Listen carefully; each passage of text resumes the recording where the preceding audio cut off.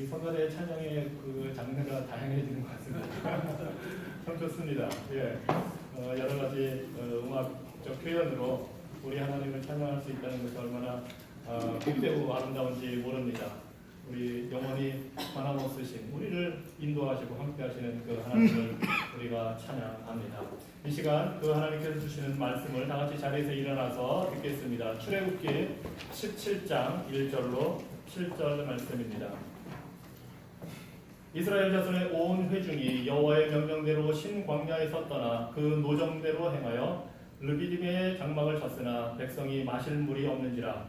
백성이 모세와 다투어 이르되 우리에게 물을 주어 마시게 하라. 모세가 그들에게 이르되 너희가 어찌하여 나와 다투느냐? 너희가 어찌하여 여호와를 시험하느냐?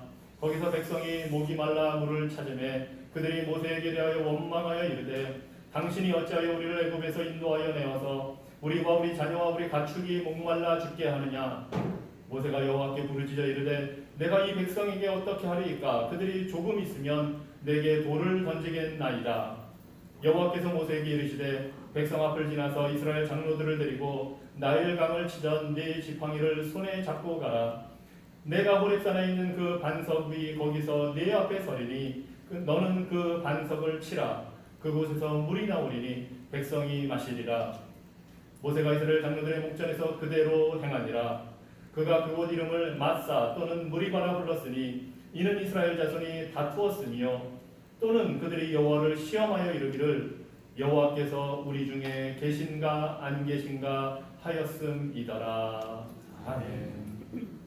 선하신 하나님, 주님은 항상 우리와 함께 하시며 주의 진리의 말씀으로 우리의 삶의 영혼의 빛을 비춰 주십니다.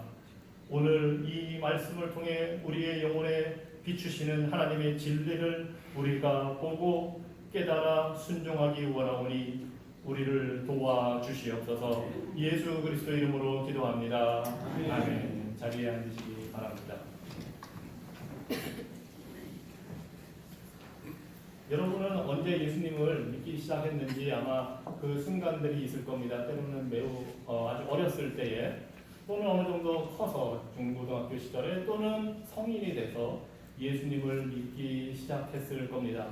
저는 목회자의 가정에서 태어나서 어렸을 때부터 그 말씀을 익숙하게 듣고 자랐습니다.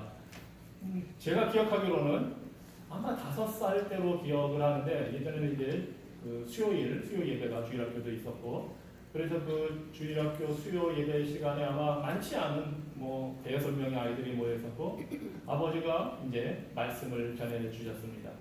성경 이야기를 제가 들었던 걸로 기억하는데 자세한 내용은 기억이 나지 않습니다. 그런데 하나 분명하게 기억이 나는 것은 내가 죄인이라는 사실을 어린 나이였지만 알게 되었다는 것입니다. 아, 나는 죄인이구나.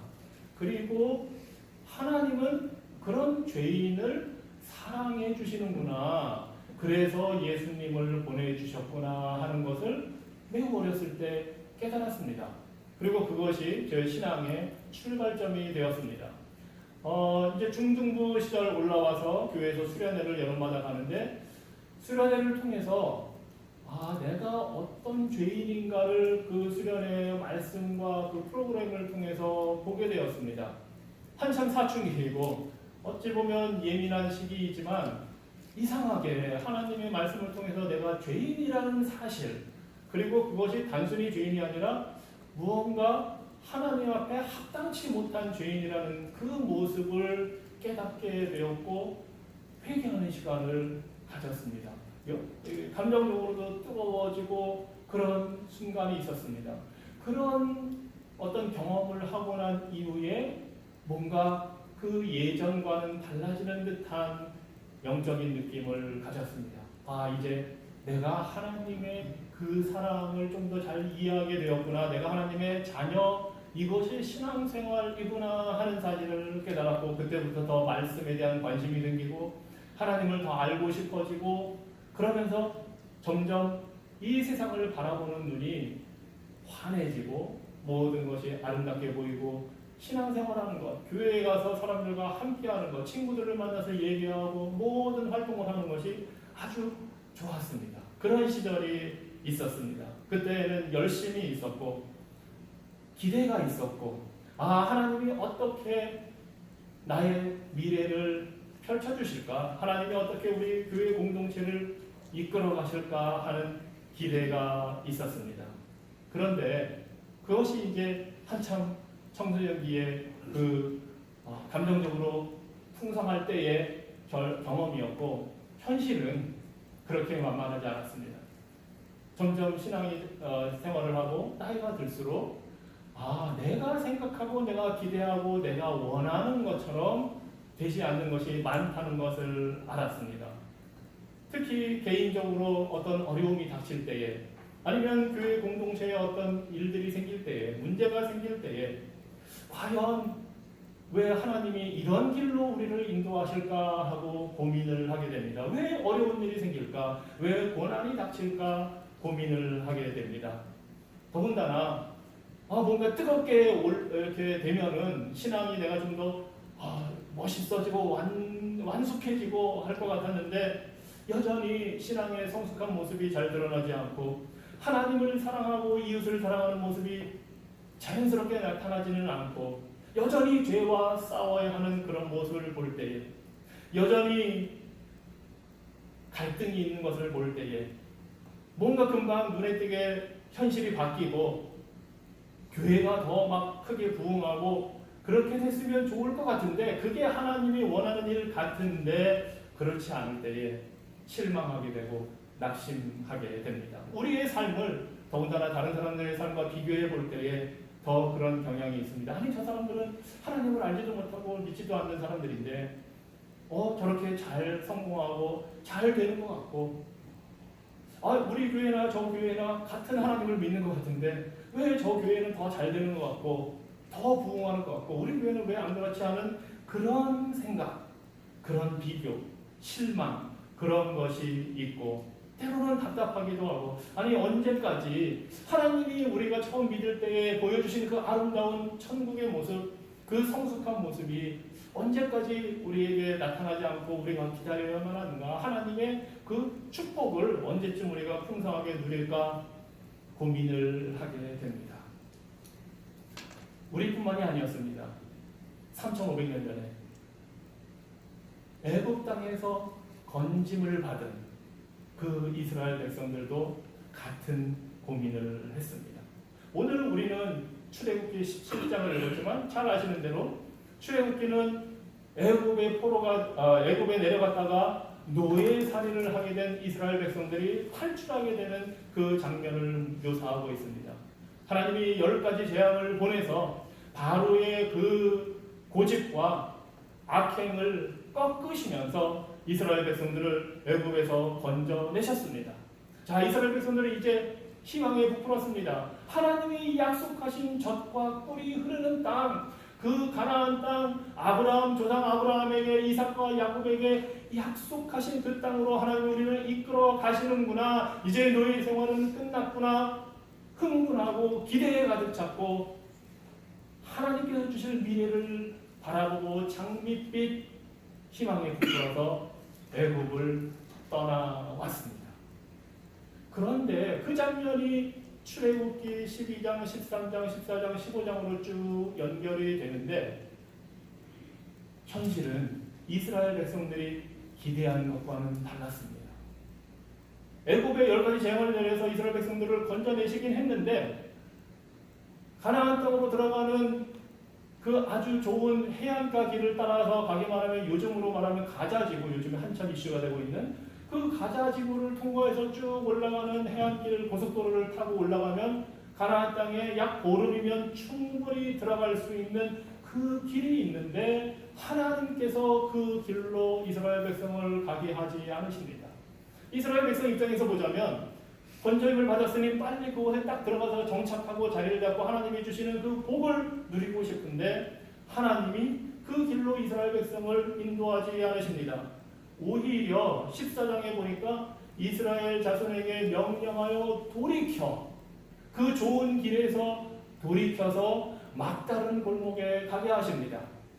바로 홍해 바다가 있고 광야가 있어서 옴짝달싹 할 수 없는 그런 곳으로 이스라엘 백성들을 하나님이 몰아넣으십니다. 구태여 14장에서는 돌이켜라는 말을 하나님이 사용하십니다. 즉 가나안 땅으로 가는 아주 좋은 길이 있었다는 것입니다. 그 좋은 길에서 돌이켜서 이제 홍해바다라고 하는 큰 장애물을 만나게 하시고, 그것뿐만이 아니라 바로왕 애굽의 바로왕의 마음을 강팍하게 하셔서 바로왕이 이제 이스라엘을 쫓아오고 이스라엘에게 전쟁을 일으키려 하는 그 장면이 나오게 됩니다.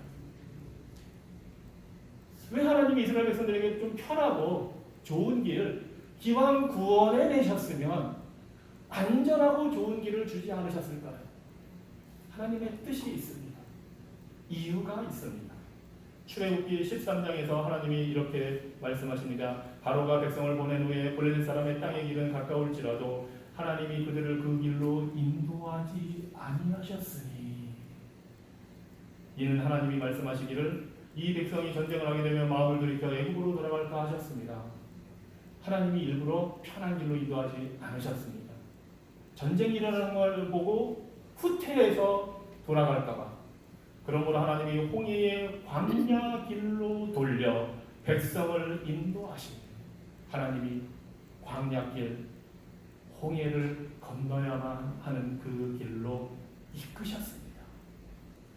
그렇게 하신 이유를 출애굽기 14장에서 이렇게 말씀하십니다. 4절에서 내가 바로의 마음을 완악하게 한즉 바로가 그들의 뒤를 따르리니 내가 그와 그의 온 군대로 말미암아 영광을 얻어 애굽 사람들이 나를 여호와인 줄 알게 하리라. 하나님의 목적은, 이스라엘 백성들을 그곳으로 인도하신 목적은 바로 하나님의 영광을 나타내기 위해서입니다. 하나님이 여호와인 줄 알게 하시려고 그 험한 길로 막다른 골목으로 하나님이 인도하셨다는 것입니다. 그리고 모세를 통해서 이렇게 말씀하십니다. 모세가 백성에게 이르되 너희는 두려워하지 말고 가만히 있어서 여호와께서 오늘 너희를 위하여 행하시는 구원을 보라. 여호와께서 너희를 위하여 싸우시니 너희는 가만히 있을지어다. 이것이 하나님의 목적입니다. 하나님의 구원의 능력을 보여주시는 것.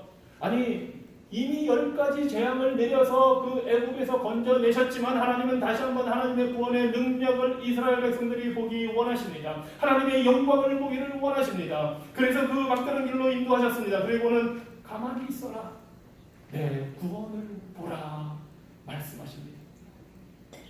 우리가 생각하는 대로 펼쳐지지 않고 답답한 일이 있을 때에, 환난이 있을 때에, 어려움이 있을 때, 그때는 하나님의 구원의 손길을 볼 때입니다.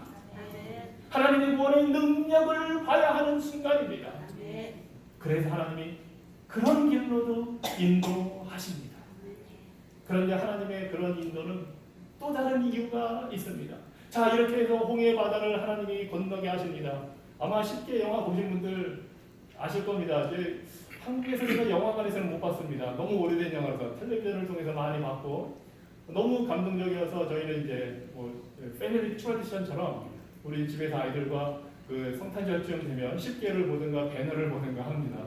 그걸 보면서 그 놀라운 장면을 보면 하나님이 어떻게 이스라엘 백성들을 그 홍해 바다를 가르시고 건너게 하시는 것을 우리가 볼 수가 있습니다. 이 놀라운 일을 인도하셨는데 그 다음에 탄탄대로가 펼쳐질 줄 알았더니 막상 또 현실은 그렇지 않습니다. 15장에 보면 모세가 홍해에서 인도하여 낸 다음에 사흘길을 이스라엘 백성들을 광야로 가게 하시는데 물이 없어서 고생을 합니다. 그리고 마침내 물이 있는 장소를 발견해서 마시려고 하는데 그 물이 써서 마실 수가 없었습니다. 그래서 그곳을 이름을 마라라고 합니다. 쓰다. 그리고 그곳에서 백성들이 모세에게 원망합니다. 출애굽기 15장 25절로 26절 말씀입니다. 모세가 여호와께 부르짖었더니 여호와께서 그에게 한 나무를 가리키시니 그가 물에 던지니 물이 달게 되었더라. 거기서 여호와께서 그들을 위하여 법도와 율례를 정하시고 그들을 시험하실세. 이것이 하나님의 목적입니다. 하나님은 그들을 시험해 보기 위해서, 테스트하기 위해서 이스라엘 백성들이 순종하는지 안 하는지를 알기 위해서 쓴물이 있는 마라로 가게 하셨습니다. 물론 하나님은 그곳에서 구원의 길을 열어주셨습니다. 나무를 던져라 했더니 그 쓴물이 단물로 바뀌었습니다. 하나님이 물을 바꿔서 마실 수 있게 해주시는 구원의 하나님, 생명의 물을 주시는 하나님이시라는 사실을 보여주시면서 26절에 이르시되 너희가 너희 하나님 나 여호와의 말을 들어 순종하고 내가 보기에 의를 행하며 내 계명에 귀를 기울이며 내 모든 규례를 지키면 내가 애국 사람에게 내린 모든 질병 중 하나도 너희에게 내리지 아니하리니 나는 너희를 치료하는 여호와임이라. 순종하느냐, 순종하느냐, 그것을 보기 위해서 하나님은 이스라엘 백성들을 광야 길로 인도해 가셨습니다. 이스라엘 백성들이 원하는 길이 아니었습니다. 우리가 원하는 길이 아닙니다. 하지만 하나님은 그런 길로 우리를 인도해 가십니다. 우리가 순종하는지 순종하지 않는지 테스트하기 위해서입니다. 자, 이곳에서 극적인 하나님의 기적을 체험하고 이스라엘 백성들은 또 길을 떠납니다. 이제 이 애국을 떠난 지 약 한 달가량이 지났습니다. 이제는 다른 문제가 생깁니다. 먹을 것이 부족합니다. 아니 200만이 넘는 그 인구가 막 함께 광야길로 여행하는데 애굽에서 바리바리 싸갖고 나온 것 부족합니다. 광야에서 당장 농사를 지을 수도 없습니다. 과일을 따먹어도 부족할 겁니다. 그래서 그들이 하나님께 다시 원망하기 시작합니다. 음식이 부족합니다. 먹을 것이 부족합니다. 원망합니다. 출애굽기 16장 4절 말씀입니다. 그때 여호와께서 모세에게 이르시되 보라 내가 너희를 위하여 하늘에서 양식을 비같이 내리리니 백성이 나가서 일용할 것을 날마다 거둘 것이라 이같이 하여 그들이 내 율법을 준행하나 아니하나 내가 시험하리라. 하나님은 또 한 번 시험하십니다. 하나님은 다시 한번 이스라엘 백성들이 하나님의 말씀에 순종하는지 안 하는지 테스트하기 위해서 시험하십니다. 그리고 그들에게 먹을 것을 내려주십니다. 하나님은 우리의 문제를 모르고 계시는 분이 아닙니다. 다 알고 계시고 구태여 일부러 광야길로 지금 인도해 가시는 것입니다. 왜냐하면 이스라엘 백성들에게는 단순히 마실 물이나 먹을 음식이 중요한 것이 아니라 장차 약속의 땅 가나안에 들어가서 하나님과 어떻게 관계를 맺고 살아가야 하는지 그 사실을 배워야 했기 때문에, 즉 말씀에 순종할 것인지 아닌지가 더 중요했기 때문에 지금 하나님이 이렇게 이들을 시험하고 계십니다. 이스라엘은 구원을 먼저 받았습니다. 그리고 이제 순종의 길을 배워갑니다. 이것이 우리 신앙의 삶입니다. 우리 신앙의 모습입니다. 하나님은 전적인 주권적인 은혜로 영적으로 죽어있던 우리를 구원해 내셨습니다. 건져내셨습니다. 그리고 이제 우리가 하나님의 말씀대로 순종하며 자라기를 원하십니다. 그리고 그 방법은 편안하고 안락한 길로 가는 것으로 되지 않기 때문에 하나님이 일부러 광야 같은 길, 험한 길, 때로는 물도 없고 먹을 것도 부족한 곳으로 그들을 데려가시면서 먹여주시고 물을 주시고 입혀주십니다. 그래서 하나님이 광야 40년 동안의 삶을 이스라엘 백성들에게 신명기를 통해서 상기시켜 주시면서 너희들이 40년 동안 광야길을 다니는 동안에 너희의 신발이 하나도 닳지 않았다. 날마다 만나를 먹여주시고 이 16장에서는 메추리 떼를 하나님께서 몰아오셔서 그렇게 먹고 싶어하는 고기를 마음껏 먹을 수 있도록 해주십니다. 이것이 바로 하나님의 인도하심, 하나님의 은혜이고 그 하나님의 은혜에는 우리를 테스트하고 시험해서 순종하는 자들로 만들어가는 것이 포함되어 있습니다. 그래서 이스라엘 백성들처럼 우리도 어린 양의 피로 구원받아서 이 신앙의 여정을 걸어갑니다. 이 광야의 길을 우리도 그래서 걸어가는 겁니다. 이 광야 속에서 우리는 주님을 신뢰하고 사랑하고 순종하는 법을 배우게 되는 것입니다. 그래서 우리가 원하고 기대하는 것이 당장 이루어지진 않아도 광야의 시련을 통과하는 그 순간에도 우리는 하나님의 인도를 바라보고 이 길이 선한 길, 좋은 길이구나 하고 확신할 수가 있습니다. 좁고 험한 길을 가도 이 길이 우리에게 생명으로 이끄는 길, 우리를 성숙하게 하는 길이구나 하고 순종하며 따라갈 수가 있습니다. 그래서 이 광야길에서의 중요한 교훈은 과연 순종할 것이냐 아니냐 이것입니다. 순종하면 하나님의 치유를 경험합니다. 순종하면 하나님께서 주시는 공급을 받습니다. 순종하면 하나님과의 사랑의 관계 속에 머물게 됩니다.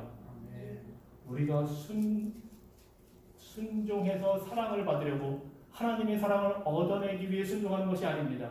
사랑의 관계 속에 우리를 불러주셨기 때문에 우리는 순종합니다.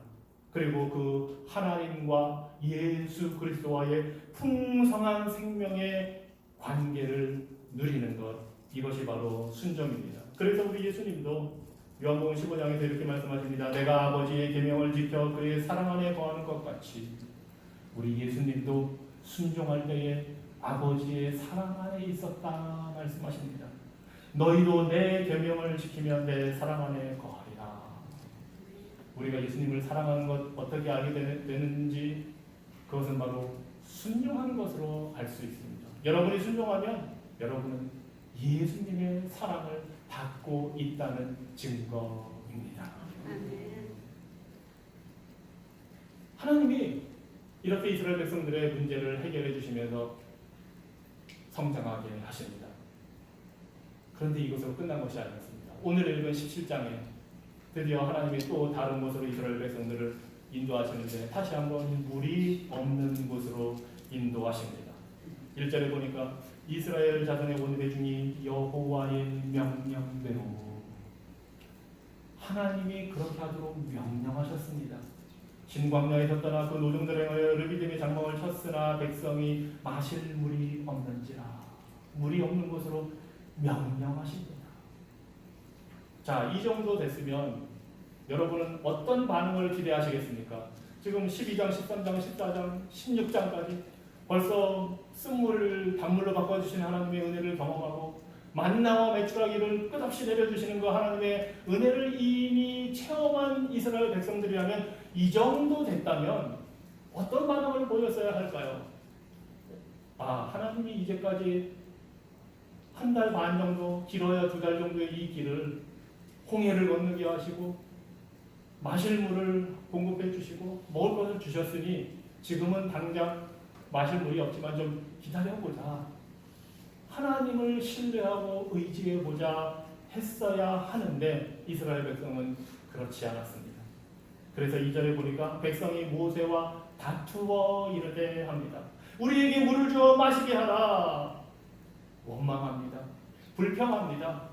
여기서 다투다 이 말은 그냥 싸움을 거는 게 아닙니다. 지금 이스라엘 백성들이 그동안 하나님의 시험을, 테스트를 받으며 여태까지 왔는데 이제는 도저히 참을 수가 없다. 자, 이제 한번 제대로 법적으로 따져보자 하고 지금 시비를 거는 겁니다. 그래서 2절에 이렇게 말씀합니다. 모세가 그들에게 이르되 너희가 어찌하여 나와 다투느냐? 너희가 어찌하여 여호와를 시험하느냐? 이 르비딤으로 하나님이 이끄신 것을 하나님이 이스라엘 백성을 다시 한번 시험하기 위해서 이끌었습니다. 그런데 지금 이스라엘 백성들은 오히려 거꾸로 여호와 하나님을 시험하고 있습니다. 이럴 때 보면 우리 인간이 참 대단한 존재라고 생각이 듭니다. 감히 피조물이 창조주 하나님을 시험하고 있는 겁니다. 그래서 다툼을 시작합니다. 말하자면 법적인 소송을 지금 시작하고 있는 겁니다. 아니, 그렇게 하나님의 인도와 보호와 공급을 받았는데 믿지 못하는 겁니다. 그리고 하나님을 시험하고 하나님을 의심하기 시작합니다. 성경에서 이 시험하는 것, 하나님을 시험한다는 것은 불신앙이고 죄입니다. 감히 인간이 하나님을 시험하는 것. 그러면서 그들이 하나님께 요구합니다. 당장 물을 달라. 물을 주시오. 모세를 통해서 지금 요구를 합니다. 때로 우리도 그렇지 않습니까? 우리 삶 속에서, 가정에서, 교회에서 뭔가 당장 필요한 것 같으면 하나님께 아니 당장 주셔야 되는 건 아닙니까? 하고 따질 때는 없습니까? 우리는 하나님이 우리가 생각하는 대로 해야 된다고 여길 때가 많습니다. 우리가 생각하는 조건대로 하나님이 해 주셔야 그 하나님이 살아계신 분이다 하고 말하고 싶은 유혹을 많이 받습니다. 때로는 우리가 원하는 것을 당장 해달라고 때를 쓸 때가 있습니다. 하지만 하나님의 선하신 은혜의 계획은 우리의 생각과 다른 경우가 있습니다. 우리에게는 당장 필요해 보여도 하나님이 보실 때는 그렇지 않은 경우가 있습니다. 하나님은 하나님이 원하시는 때에 원하시는 방법으로 우리에게 주시고자 합니다. 그런데 우리는 내가 원하는 때에 내가 원하는 방법으로 내가 원하는 것을 달라고 할 때가 있습니다. 이스라엘 백성들의 모습입니다. 그러면서 거기에서 더 나아가서 3절에서 하나님의 의도를 지금 의심하고 있습니다. 거기서 백성이 목이 말라 물을 찾으매 그들이 모세에게 대하여 원망하여 이르되 당신이 어찌하여 우리를 애굽에서 인도해 내어서 우리와 우리 자녀와 우리 가축이 목말라 죽게 하느냐. 아니 우리를 죽이려고 내려왔습니까? 하나님의 의도가 뭡니까? 하고 지금 하나님의 그 선하신 하나님의 의도를 의심하고 있는 겁니다. 하나님 당신 못 믿겠습니다. 도대체 우리를 살리려고 데려온 겁니까? 우리에게 좀 좋은 것을 해주시려는 의도가 있기나 한 겁니까? 하고 하나님을 지금 의심합니다. 하나님의 그 의도를 불신합니다. 그뿐만이 아닙니다. 7절에 보면 그들이 여호와를 시험하여 이르기를 여호와께서 우리 중에 계신가 안 계신가 하였습니다. 단순히 하나님의 의도를 의심하는 것뿐만 아니라 이제는 아니 도대체 그 하나님이 우리와 함께 하시기나 한 것이냐? 하나님 도대체 당신 우리와 함께 합니까? 우리는 당신을 믿을 수 없습니다 하고 지금 하나님의 임재, 하나님의 성품을 의심하고 있습니다. 여러분 원망하는 것, 하나님에 대해 이런 생각을 갖는 것, 하나님의 성품과 하나님의 의도와 하나님의 선하심을 불신하고 시험하는 것 큰 죄입니다. 인간으로서는 피조물로서는 할 수 없는 불경건하고 신성모독적인 죄를 지금 범하고 있습니다. 그런데 하나님은 당장 안 보이니 모세를 닥달하는 겁니다. 하나님이 대리자로 세운 모세의 권위를 인정하지 않고 모세에게 지금 다 항의하는 겁니다. 그를 통해서 하나님께 지금 항의하고 시험하고 있는 겁니다. 이러한 불평과 불만과 원망은 하나님에 대한 감사가 없는 것이고 자기중심적인 것이고 미성숙한 것입니다. 이러한 불평, 원망은 우리가 하나님을 향해서 실망한다고 말하는 것입니다. 다시 말하면 주권적으로 모든 것을 통치하시고 선한 길로 이끌어 가시는 그 하나님을 향해 직접 우리가 대항하는 것입니다. 우리가 가진 불만의 이유가 무엇이든 간에 이러한 모습은 하나님께서 주신 것에 대해서 만족하지 않는다는 이런 현실, 나는 만족할 수 없습니다 하고 죄를 범하는 것입니다. 이스라엘 백성들은 여기서 한 걸음 더 나아가서 이제 하나님을 본격적으로 고소합니다. 하나님이 언약을 어겼다고 고소합니다. 그래서 하나님을 재판에 회부합니다. 여기서 마사, 시험하다라는 이런 말, 그 다음에 무리바, 다투다 이러한 말은 다 이스라엘 백성들의 재판에서 쓰는 용어들입니다. 그래서 하나님을 지금 재판에 회부하고 있는 겁니다. 하나님을 불러내는 겁니다. 그리고 피고석에 앉히고서 지금 고소하고 있는 겁니다. 혐의는 살인미수, 살인죄입니다. 왜 우리가 이곳에 와서 죽어야 합니까? 왜 우리를 죽게 합니까? 하고 하나님을 지금 고소하고 있는 것입니다. 자신들이 원하는 대로 하나님이 안 해주신다고 그 하나님을 지금 심판하고 있는 것입니다. 그리고 그 모습은 그 다음에 나오는 4절에 보면 모세가 이렇게 이야기합니다. 그들이 조금 있으면 내게 돌을 던지겠나이다. 이것은 고대 이스라엘에서 그 고대 근동 지금도 마찬가지지만 판결을 내리고 처형하는 모습입니다. 돌 던져서 다 죽이는 겁니다. 재판을 거쳐서 이루어지는 일들입니다. 이렇게 이스라엘 백성은 하나님을 고발하고 있습니다. 그러자 하나님이 응답하십니다. 그들의 항의와 시험과 재판, 고발장을 들으신 하나님이 모세에게 말씀하십니다. 이스라엘 장로들 중에서 몇 사람을 데리고 가라. 장로들을 데리고 간다는 것은 증인으로 가는 것이고 장로들이 판결을 내릴 때 역할을 하기 때문입니다. 즉 하나님이 정식으로 지금 재판에 임하고 계시는 것입니다. 그리고 지팡이를 가지고 가라고 하십니다. 애굽 땅을 쳤던 그 지팡이를 가지고 가라. 권세와 능력의 그 지팡이를 가지고 가라. 애굽 땅을 쳤던, 애굽 땅을 심판했던 그 지팡이를 가지고 가라. 심판을 내리겠다 말씀하고 계십니다. 그리고 호렙산에 있는 반석으로 가라고 하십니다. 6절에 내가 호렙산에 있는 그 반석이 거기서 내 앞에 서리니 모세가 서는 곳에 하나님이 그곳에 임재하십니다.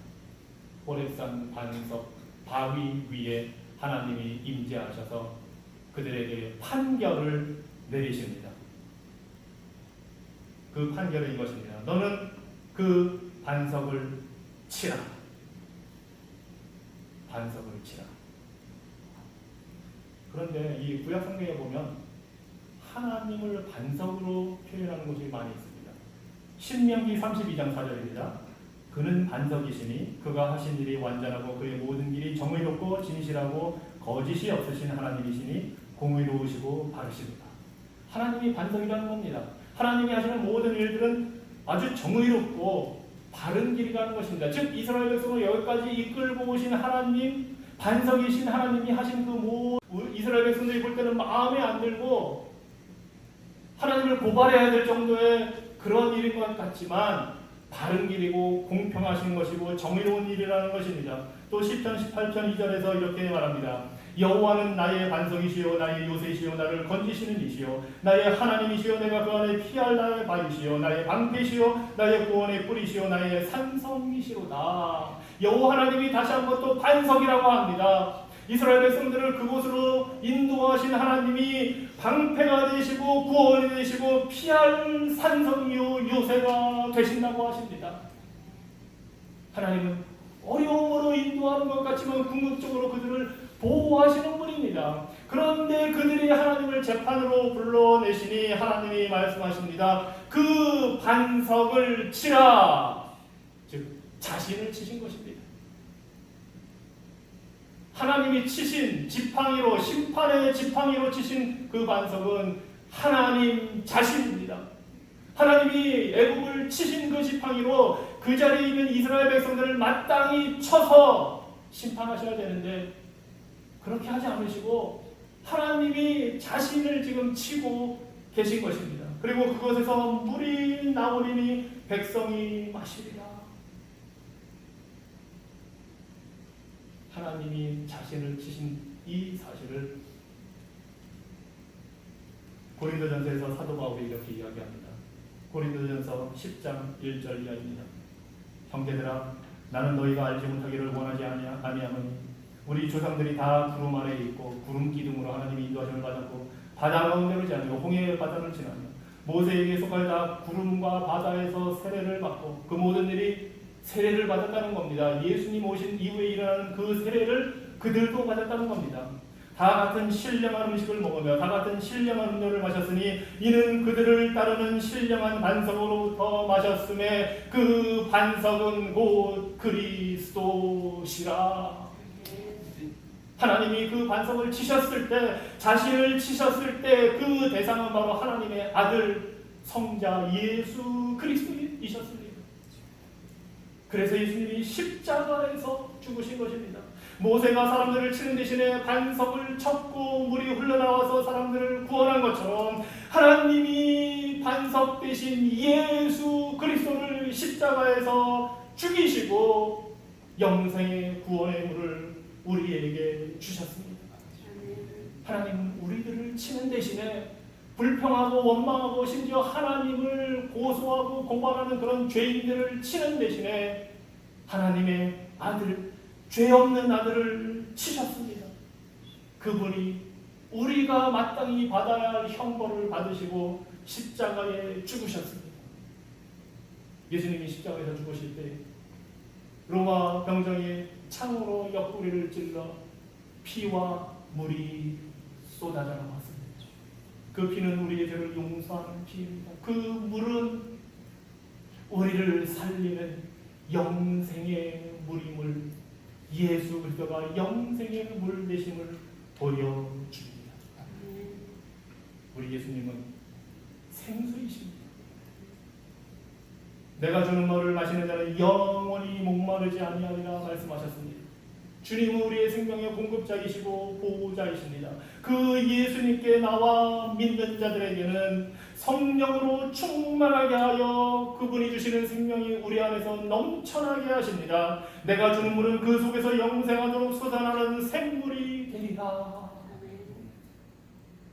3500년 전에 그 원망하고 불평하고 하나님을 대적하는 그들 대신에 하나님이 치신 그 반석 되신 예수님, 2000년 전에 실제로 이 땅에 오셔서 우리 대신 하나님의 진노의 심판을 맞으시고 우리에게 영생을 주십니다.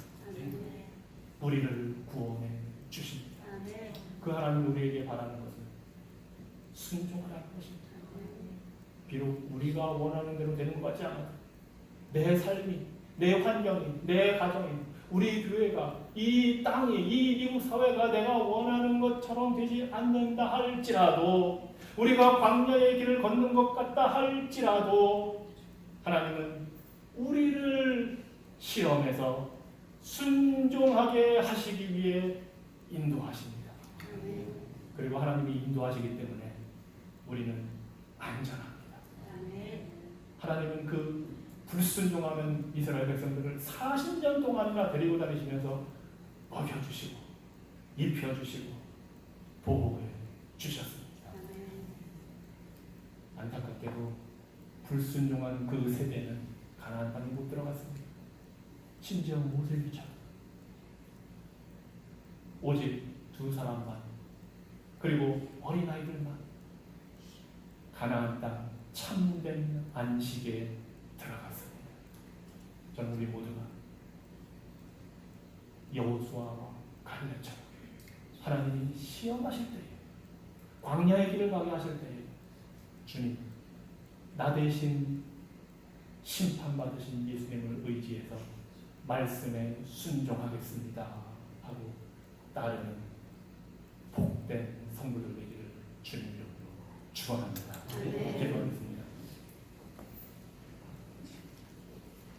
우리의 반석 되신 하나님, 우리 대신 치심을 당하신 반석 되신 예수님, 주께서 우리 대신 처형당하심으로 우리를 구원하여 주시고 영원한 약속의 땅, 안식의 땅, 그곳을 향해 걸어갈 수 있도록 인도하여 주시는 주님을 의지하게 하여 주시니 감사합니다.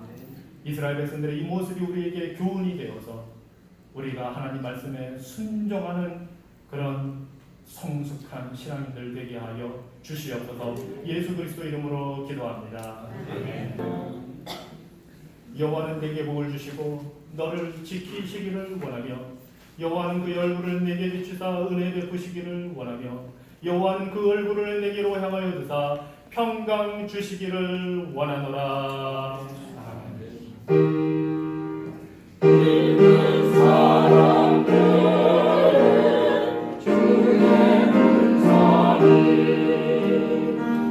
없소